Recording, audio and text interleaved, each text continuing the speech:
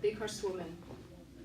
Forced into thin air by walls of fire, trapping them nowhere to turn, big horse leapt with big horsewoman, plummeted off the cliff. In the fall, her smell went dead, the choking smoke.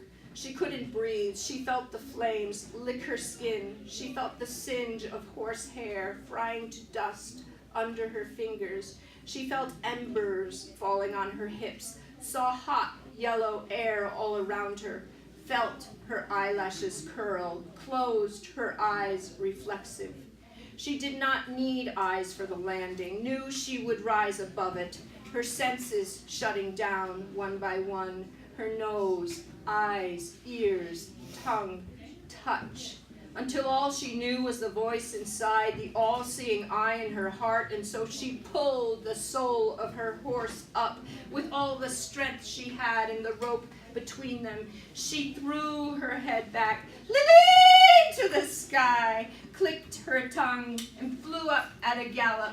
Big horse legs stretched out, she let go, her arms let them take her up, wings away from hard ground, back to the sky where she came from. They hovered there, still at the edge of the cliff, watching below. She saw the fire swallow them, saw the earth cracked open, saw the torches of black oil, smoke, vapors, ruptured veins deep inside her, fractured mountains, broken backs, bones showing, trees hacked. She watched lines of knives side, swift across the plains, running metal boxes slice across iron tracks, dust storms and bowls and funnels widening wide, big mirror houses shining like porcupine needles straight up to the sky.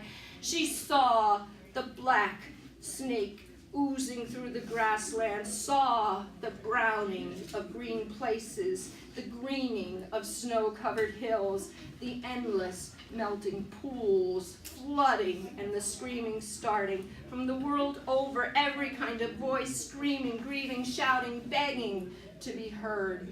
Floods and fires joined at the corners and bred into a steaming cloud that engulfed the earth and warmed it. Voices rising, muffled. The earth was suffocating.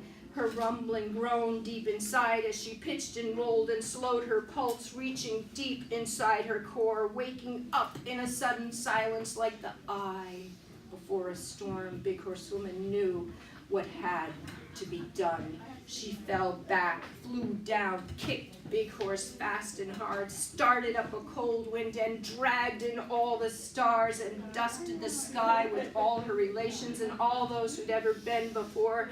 She whipped them up with the lash of her quirt. Her Lily sang up the oceans, wrangled in the rivers, called up the mountains, standing and aimed her arrow to draw herself back to earth. Now was the time to turn back once again. She led the charge from the sky, and all the shooting stars followed. Viva.